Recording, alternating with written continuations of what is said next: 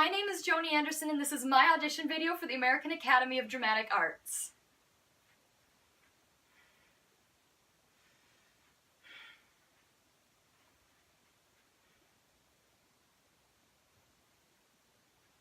What inspired me to pursue acting?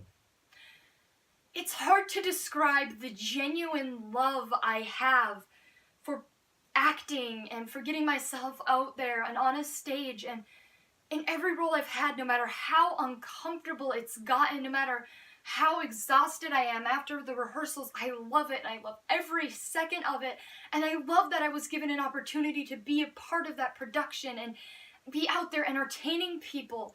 It's so hard to describe something you were so passionate about and something that you were so passionate about since before you knew it existed. I love it so much, and I want to pursue it so badly as a full-time career because I love it so much. What training have I had? I come from a small area in the Upper Peninsula of Michigan, but I was able to go out and seize every opportunity that was presented to act and to be in productions. I was a featured extra in the web series called Northbound that is filmed entirely in the UP, and I was part of a play called On the Verge by Eric Overmyer, which is what one of my monologues is from. In that play, I played a wolf, which was an original character that the director had created to help scene transitions go more smoothly.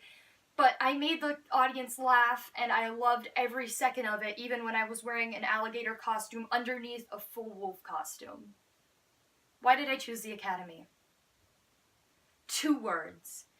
Danny DeVito. Alright, his very first audition was making his audition for the American Academy of Dramatic Arts. I may not have tons of experience, but I believe I'm a step above Danny DeVito. And seeing how far he's gotten, imagine how far I'll go. But seriously, I believe that the American Academy can offer me the best chance of turning acting into a full-time career, with so many alumni going on to be nominated and winning Oscars, and so many of the actors that have come out of your academy being in shows and productions that I enjoy seeing. It's going to be the best opportunity for me to turn my passions into a full-time career. I want to thank you so much for this opportunity and for allowing me to do a video audition. I know it's not normally your policy, and I want to thank you from the bottom of my heart for this opportunity. My first audition is from the play On the Verge by Eric Overmyer. It is the character Alexandra describing the adventures she's had on some of her travels in the Himalayan mountains.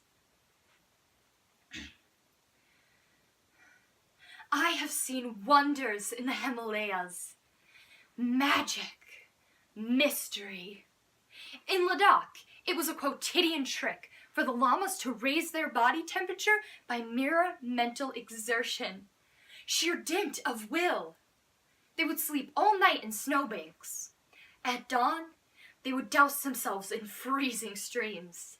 Then, ice blue and on the verge of extinction, they would sit lotus and meditate ferociously. Instantly, steam would sizzle off them in droves, rising past their furrowed brows. Within an hour, their robes would be dry as toast and neatly pressed. In the blue shadow of the Crystal Mountain, I watched a Bon shaman wrap himself in his black cape, fold himself thrice, become a giant origami crow, flap, flap, flap his wings, rise into the sky, and sail across the saffron moon. In Lhasa, on the bone-white hills of the Patala, before the lunar congregation of Buddhist alchemists, I saw the Dalai Lama himself transmute great buckets of gold coins into yak butter. My second monologue is Hamlet's famous To Be or Not to Be soliloquy written by William Shakespeare from the play named after the titular character Hamlet.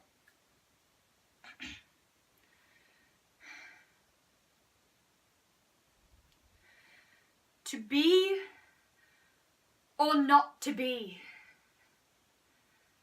That is the question. whether 'tis nobler in the mind to suffer the slings and arrows of outrageous fortune, or to take arms against a sea of troubles, and by opposing end them, to die, to sleep, no more. And by a sleep to say we end the heartache and 1,000 natural shocks that flesh is heir to. 'Tis a consummation devoutly to be wished, to die, to sleep perchance to dream. Aye, there's the rub.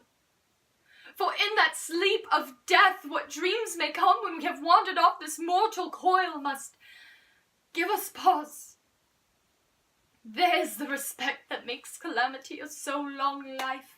For who would bear the whips and scorns of time, the oppressor's wrong, the proud man's contemplate, the pangs of despised love, the law's delay, the insolence of offers, and the spurns that patient merit of the unworthy takes, when he himself might his quietus make with a bare bodkin?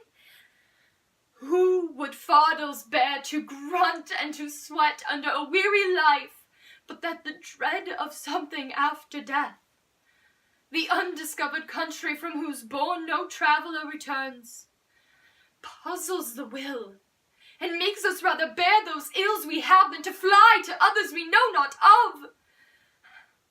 Thus conscience does make cowards of us all, and thus the native hue of resolution is sicklied o'er with the pale cast of thought, and enterprises of great pitch and moment in this regard, the currents turn awry and lose the name of action.